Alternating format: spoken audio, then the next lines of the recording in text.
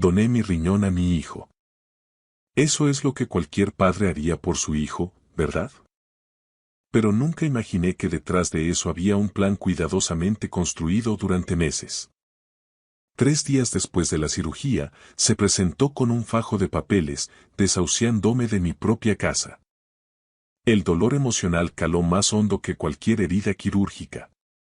De repente, una doctora irrumpió en la habitación con el rostro encendido de furia y dijo algo que hizo que la cara de mi hijo se pusiera blanca como el papel. Lo que reveló a continuación destruiría todo lo que creía saber sobre mi familia y me salvaría de una traición que nunca vi venir. Me desperté con el sonido del pitido de las máquinas. Por un momento, no sabía dónde estaba. El techo sobre mí era blanco y manchado, las luces fluorescentes zumbaban. Todo olía fuerte, a químicos, como lejía mezclada con metal. Me quemaba la garganta. Entonces, el dolor me golpeó. Comenzó como una molestia sorda en mi costado izquierdo y luego explotó en un fuego insoportable, como si alguien me hubiera presionado un hierro al rojo vivo directamente contra las costillas. Intenté moverme, pero mi cuerpo no cooperaba. Mis brazos se sentían como cemento fresco. Giré la cabeza lentamente. A mi derecha, una máquina pitaba con un ritmo constante. Líneas verdes bailaban en una pantalla negra. Un gotero colgaba de un soporte metálico. A mi izquierda, una ventana. Afuera, caía una nieve espesa. Madrid en diciembre. El mundo parecía congelado y lejano. Estaba en la UCI del Hospital Universitario La Paz. Todo volvió a mi mente en pedazos. La cirugía, los formularios de consentimiento, el anestesista contando hacia atrás. Y Carlos, mi hijo, apretándome la mano mientras me llevaban al quirófano. Recordé su rostro, con los ojos claros enrojecidos de tanto llorar, y cómo me apretaba la mano. Papá, me había susurrado. Me estás salvando la vida. Tragué saliva. Mi boca sabía a metal. Una manta fina me cubría, pero tenía frío. Miré hacia abajo. Bajo la bata del hospital, podía ver el borde de un vendaje. Gasas blancas envolvían mi torso. Debajo, una cicatriz de unos 23 centímetros recorría mi costado izquierdo, el lugar donde me habían quitado el riñón. Mi riñón para Carlos. Porque mi hijo se estaba muriendo insuficiencia renal. Etapa 4. Necesitaba un trasplante. Y yo era compatible. Un donante perfecto. ¿Qué clase de padre sería si dijera que no? Presioné el botón de llamada. Mis dedos temblaban. Un minuto después, la puerta se abrió. Entró una mujer con uniforme azul. Mayor, de unos 50 años, con ojos amables y el pelo gris recogido. Su placa decía Carmen Arribas, enfermera. Señor García, dijo suavemente.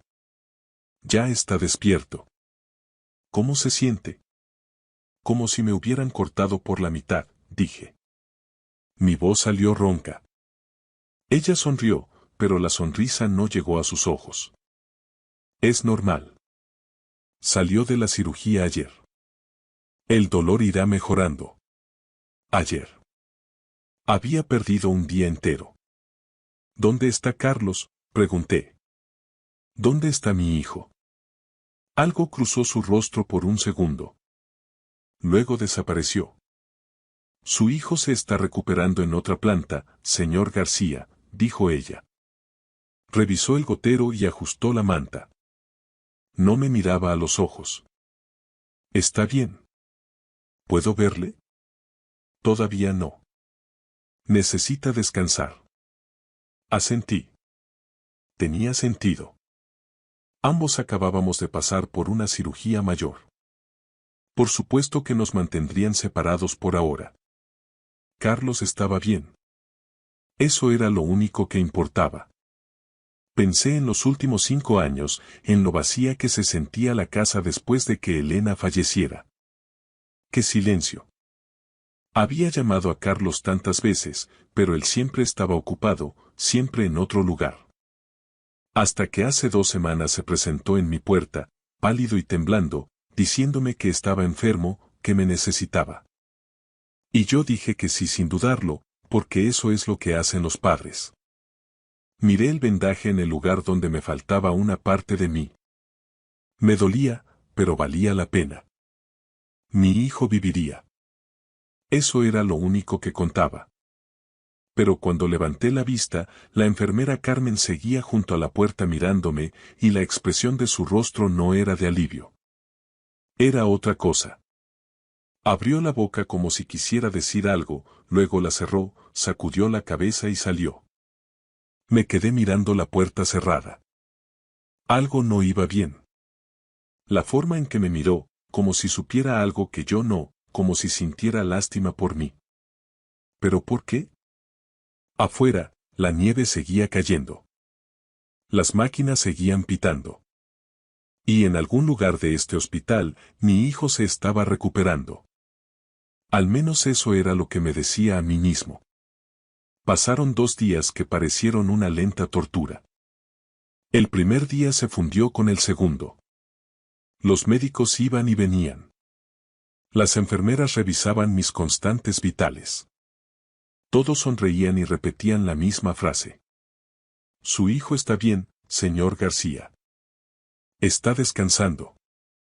Se lo preguntaba a cada persona que entraba en la habitación. Al joven médico de ojos cansados, a la enfermera que traía agua, incluso al celador que vaciaba la papelera. ¿Dónde está Carlos? ¿Cuándo podré verle? La respuesta nunca cambiaba. Está bien. Está descansando. Pronto. Pero ese pronto nunca llegaba. El dolor en mi costado se volvió familiar. Un latido sordo que se agudizaba cuando me movía. Para la segunda mañana, me hicieron sentarme y luego ponerme de pie. Un fisioterapeuta con una carpeta me dijo que diera 3 pasos. Lo hice. Cada uno se sentía como caminar sobre cristales rotos. No me importaba el dolor. Solo quería ver a mi hijo. La UCI era sobrenaturalmente silenciosa por la noche. Demasiado silenciosa. Me quedaba despierto escuchando el zumbido de las máquinas, viendo la nieve caer tras la ventana. Madrid se veía hermosa en esta época del año, blanca y limpia, pero amargamente fría. Pensé en Elena. Mi esposa había muerto hacía 5 años. Desde entonces, la casa se sentía demasiado grande, demasiado vacía. Solía sentarme a la mesa de la cocina y mirar su silla, esperando que entrara con el café y esa sonrisa que hacía que todo se sintiera seguro. Nunca lo hizo. Después de que ella murió, Carlos se alejó. Dejó de llamar, dejó de visitarme. Me dije a mí mismo que estaba pasando el duelo, que necesitaba espacio. El espacio se convirtió en meses. Los meses se convirtieron en años. Hasta hace 2 semanas. Apareció en mi puerta llorando, diciendo que se estaba muriendo, diciendo que me necesitaba. Y por primera vez en 5 años, me sentí necesitado de nuevo. En la segunda tarde, me trasladaron de la UCI a una habitación planta en el 4.º piso más pequeña, más tranquila, con una sola cama junto a la ventana. La vista era la misma. Cielo gris nieve, una ciudad envuelta en invierno. La enfermera Carmen vino alrededor de las 3. Me ayudó a sentarme en un sillón junto a la ventana. Sus manos eran suaves, pero su rostro mantenía la misma expresión preocupada, como si supiera algo que no quería decir. Enfermera Carmen, pregunté, ¿cuándo puedo ver a Carlos? Ella dudó, bajando la mirada hacia sus manos. Su hijo vendrá a visitarle mañana, señor García. ¿Mañana? El alivio aflojó la presión en mi pecho. Gracias. Ella asintió, pero no sonrió. Se giró hacia la puerta, hizo una pausa y por un momento pensé que me advertiría de algo. ¿Qué explicaría esa mirada en sus ojos? No lo hizo. Se fue. Me senté junto a la ventana mientras caía la tarde, viendo cómo se encendían las luces de Madrid. Las luces de Navidad parpadeaban en la distancia. Rojo, verde, dorado. El mundo se preparaba para las fiestas, las familias se reunían. Mañana vería a mi hijo. Mañana lo abrazaría y le diría que le quería. Que todo había valido la pena. Sonreí por primera vez desde que desperté. Mañana. No tenía idea de que el mañana lo destruiría todo. El tercer día llegó con cielos grises y una nevada intensa. Había estado despierto desde el amanecer, mirando por la ventana, esperando. Las enfermeras trajeron el desayuno, pero no pude comer. Tenía el estómago hecho un nudo, no por el dolor, sino por la anticipación. Hoy vería a Carlos.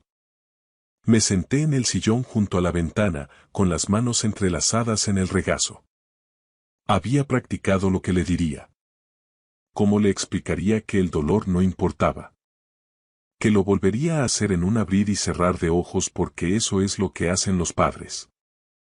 El reloj de la pared marcó las 10, luego las 11, luego el mediodía. Finalmente, justo después de las 12, la puerta se abrió y entró Carlos.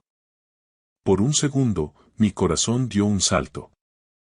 Intenté levantarme, buscándolo. Carlos. Pero él no se acercó a mí.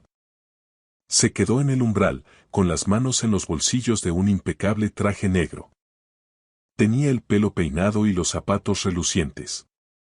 Parecía que se dirigía a una reunión de negocios, no como alguien que acababa de sobrevivir a una cirugía mayor.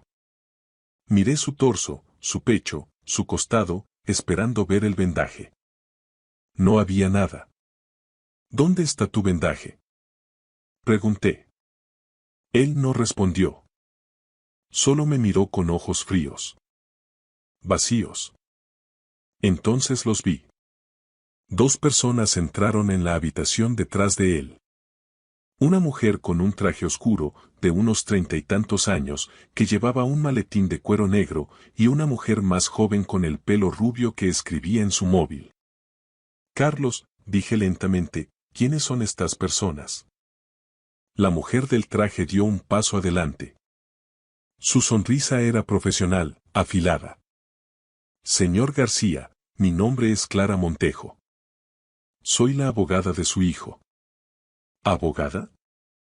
La palabra me golpeó como una bofetada. ¿Abogada? Repetí, ¿qué pasa? Clara rebuscó en su maletín y sacó un sobre grande. Lo puso sobre la cama, a mi lado. Esto es una notificación de desahucio, señor García. Me quedé mirando el sobre, luego a ella, y después a Carlos. No entiendo. Usted firmó la cesión de la propiedad de su casa a su hijo antes de la cirugía, dijo Clara con calma. La propiedad ahora le pertenece a él. Las palabras no tenían sentido. No, dije, esos eran formularios de consentimiento médico. Lee la letra pequeña, papá, dijo Carlos. Su voz era plana, sin emociones. Miré el sobre. Mis manos temblaban tanto que no podía abrirlo. Carlos, susurré, ¿qué está pasando? Te van a trasladar a la residencia de mayores Amanecer, dijo él. Es un centro de cuidados. Ya he pagado 6 meses. ¿Un centro de cuidados? Me estaba metiendo en un asilo. Sentí que algo se rompía dentro de mí, no con estruendo, sino en silencio, como el hielo crujiendo bajo un peso excesivo. Pero te di mi riñón, dije. Mi voz era apenas audible. Te salvé la vida. Carlos ladeó la cabeza. Y por primera vez, vi algo brillar en sus ojos. Diversión. ¿Y qué hay de tu operación? Pregunté, ¿qué pasa con tu riñón? Él sonrió. No fue una sonrisa cálida. No fue amable. No hubo ninguna operación para mí, papá. La habitación dio vueltas. Las paredes se cerraron sobre mí. No podía respirar. ¿Qué? Nunca estuve enfermo. La mujer rubia que estaba detrás de él, Tania, finalmente levantó la vista de su teléfono. Esbozó una sonrisa burlona. Me quedé mirando a Carlos, al hijo que había criado, al niño al que había enseñado a montar en bicicleta. Al hombre al que acababa de dar parte de mi cuerpo para salvarlo, y todo lo que vi fue a un extraño. ¿Por qué? Susurré. Él se encogió de hombros. Porque podía. Mi pecho se sintió hueco, como si alguien hubiera metido la mano y hubiera sacado todo lo que importaba. Mi riñón, mi casa, mi hijo. Todo había desaparecido. Clara se aclaró la garganta. Señor García, le sugiero que revise los documentos. Me entregó una tarjeta de visita.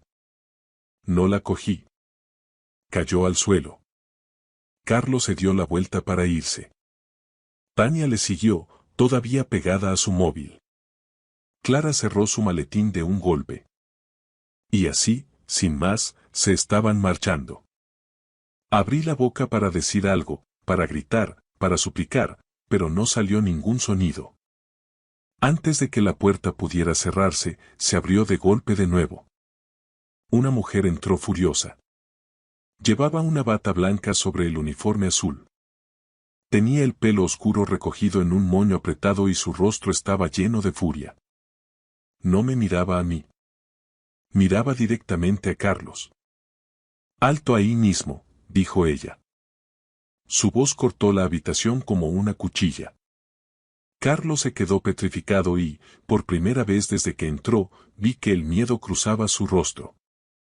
La mujer que entró parecía lo suficientemente furiosa como para detener un corazón. Se plantó en el umbral, con su bata blanca ondeando y sus ojos oscuros clavados en Carlos con una intensidad que haría confesar a cualquiera.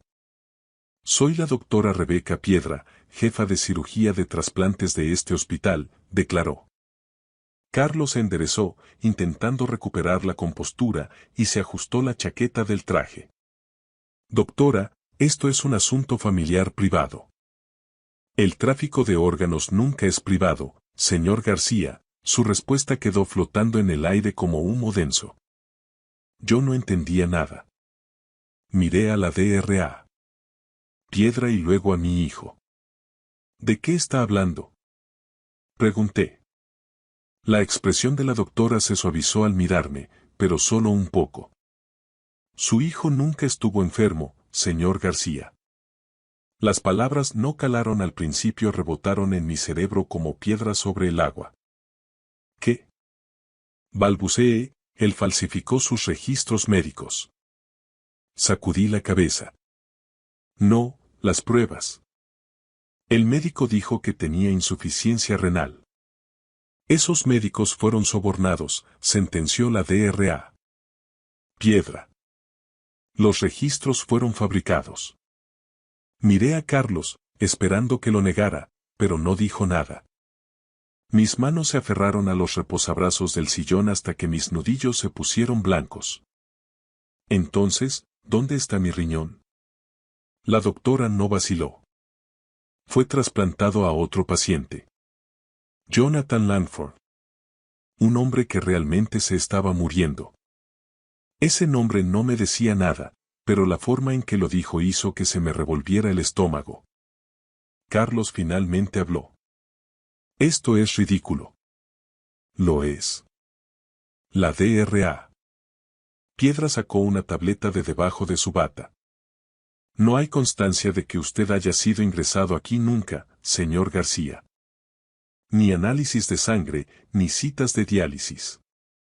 Giró la pantalla hacia él. «Nada». El rostro de Carlos se puso pálido. La abogada Clara dio un paso al frente, pero la doctora la cortó. «No creo que su cliente quiera alegar que cometió fraude contra su propio padre, contra este hospital y contra la ley federal». No podía respirar. La habitación se encogía. Vi lástima en los ojos de la doctora por primera vez.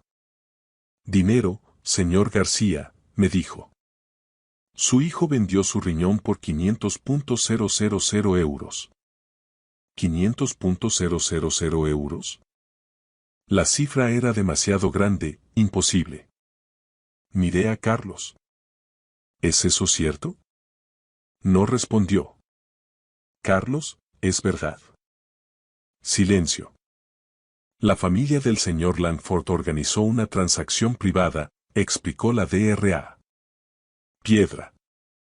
Les dijeron que el donante era su hijo, un joven dispuesto a ayudar a un extraño, y pagaron en consecuencia. Pero no fue él, dije yo.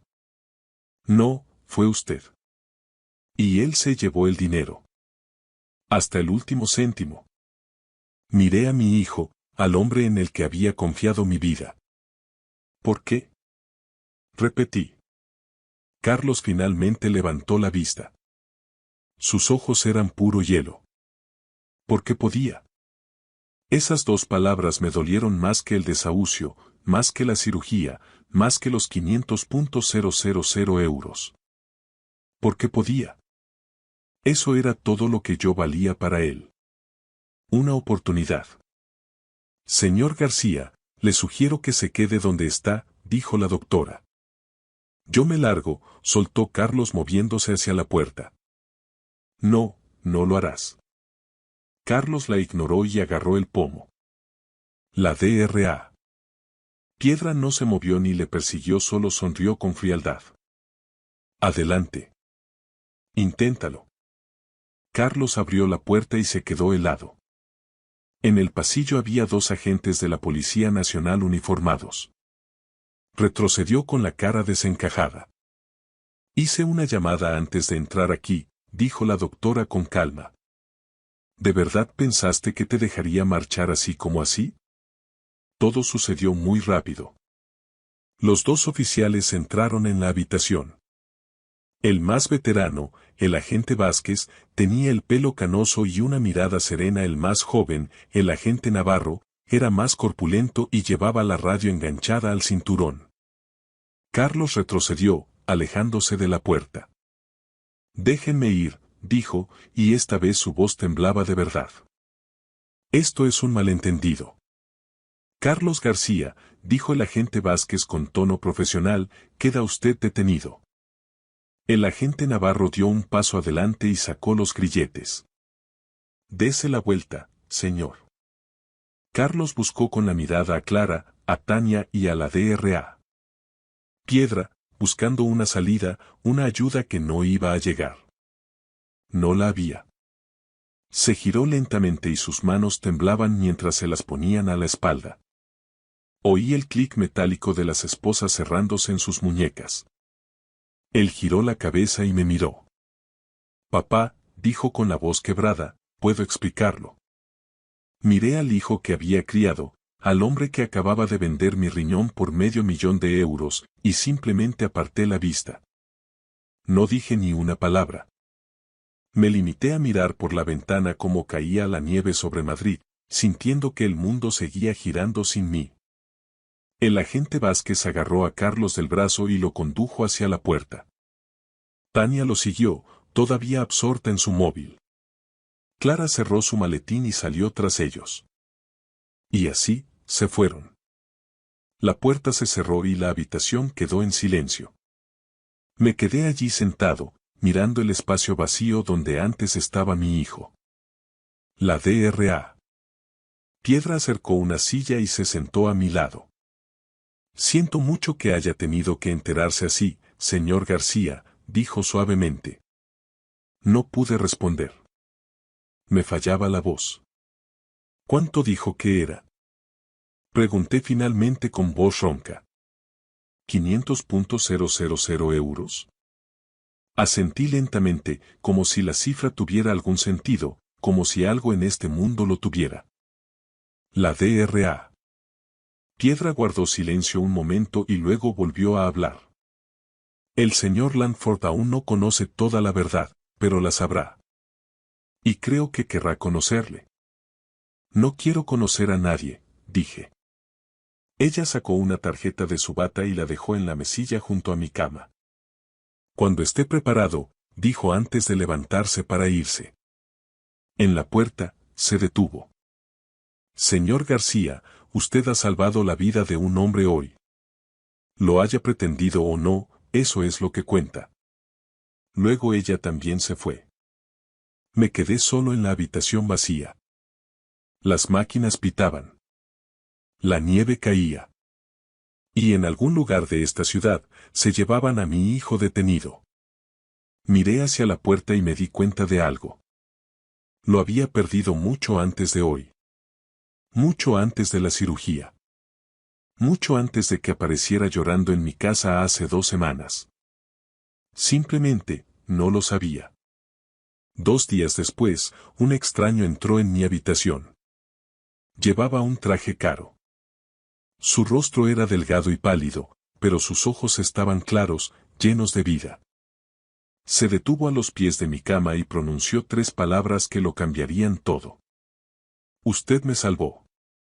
Supe quién era incluso antes de que hablara. Todo el mundo en Madrid conocía a Julián Lancina, multimillonario tecnológico, filántropo, el hombre cuya empresa empleaba a media ciudad, y el hombre que ahora tenía mi riñón. Parecía más delgado que en las fotografías. Su rostro estaba pálido y sus movimientos eran cautelosos, pero sus ojos eran agudos y sinceros. Detrás de él estaba un hombre más joven con un abrigo oscuro, Mateo Mesonero, según supe después, silencioso y vigilante. Señor García, dijo Julián, ¿puedo sentarme? Asentí. Se bajó lentamente en la silla junto a mi cama, moviéndose como alguien que entiende el dolor. Por un momento, ninguno de los dos habló. Pensé que el donante era su hijo, dijo Julián finalmente. Un joven que quería ayudar de forma anónima. Aparté la mirada. Mi hijo solo quería ayudarse a sí mismo. La expresión de Julián no cambió, pero algo brilló en sus ojos. Cuando la Dra. Piedra me contó la verdad, me quedé horrorizado. El silencio se instaló entre nosotros. Afuera, la nieve había parado y el cielo estaba pálido y despejado. He estado enfermo durante 2 años, dijo Julián en voz baja. Mis nietos pensaban que me estaba muriendo. Mi médico dijo que me quedaban meses, tal vez menos. Hizo una pausa. Usted me salvó la vida, señor García. Lo haya pretendido o no. No pretendía salvar a nadie, dije. Pero lo hizo. No supe qué decir a eso. Julián se inclinó un poco hacia adelante. Sé que no tiene un hogar al que volver, pero yo sí. Y mis nietos necesitan un tutor. Alguien paciente, alguien que sepa lo que significa enseñar. Me puse tenso. No quiero caridad, señor Lancina. Esto no es caridad, dijo con firmeza. Esto es gratitud y tal vez una segunda oportunidad para ambos. Le estudié. Este hombre no me debía nada. Yo no había elegido salvarle. Me habían mentido, manipulado y usado. Pero aquí estaba él, ofreciéndome algo que ni siquiera sabía que necesitaba. Un lugar, un propósito. Mateo se adelantó y puso una tarjeta de visita en la mesilla junto a mi cama. Cuando esté listo, señor García. Julián se levantó lentamente, haciendo una mueca de dolor. Piénselo. No tiene que decidir hoy. Pero creo que ambos sabíamos que ya lo había hecho. Miré a este hombre, un extraño que no me debía nada y lo debía todo, y por primera vez en 5 días, sentí algo más que traición. Sentí una posibilidad. Lo pensaré, dije. Julián sonrió. Es todo lo que pido. Se fue en silencio, con Mateo siguiéndole por detrás. La habitación se sintió más cálida de alguna manera, más brillante. Cogí la tarjeta de visita. Era sencilla, elegante. Solo un nombre, un número y una dirección en la urbanización La Moraleja. No lo sabía entonces, pero esa decisión me salvaría. No de la pobreza, sino de la soledad. 6 meses después, la nieve de Madrid se había derretido para dar paso a una primavera radiante. Me encontraba en el jardín de una hermosa finca en las afueras, sentado en un banco de piedra bajo la sombra de un gran olivo. El aire olía a hierba recién cortada y a flores de azahar. Abuelo Arturo. Mira lo que he encontrado. Gritó Leo, el más pequeño de los 3 nietos de Julián, mientras corría hacia mí con una piedra de forma extraña en la mano. Leo, Sofía y Hugo no son mis nietos biológicos, pero me llaman abuelo no porque tengan que hacerlo, sino porque quieren. Después de que Carlos fuera procesado por fraude y tráfico de órganos, y condenado a varios años de prisión, Julián cumplió su palabra. Me ofreció una casa, un trabajo como tutor y mentor de sus nietos, y algo que el dinero no puede comprar. Una familia de verdad. A veces, la cicatriz de mi costado todavía tira un poco cuando el tiempo cambia, pero ya no me recuerda el dolor de la traición. Ahora me recuerda que mi sacrificio no fue en vano. Salvó a un hombre bueno que, a cambio, me salvó a mí de la soledad y la desesperanza. Aprendí por las malas que la sangre no siempre hace a la familia. La familia son las personas que te respetan, que te cuidan y que nunca te harían sentir como una simple transacción comercial. Salir de un entorno tóxico, aunque sea tu propio hijo, no es abandono, es supervivencia. Hoy, mientras veo a los niños jugar bajo el sol español, sé que Dios no desperdició mi dolor. Lo usó para guiarme a un hogar donde realmente pertenezco. Nunca es tarde para empezar de nuevo, nunca es tarde para elegirse a uno mismo y encontrar la familia que el destino te tenía preparada. Gracias por escuchar mi historia hasta el final. Si resonó contigo, dale like, escribe en los comentarios qué fue lo que más te tocó y no olvides decir de dónde eres. Suscríbete al canal, vienen muchas más historias.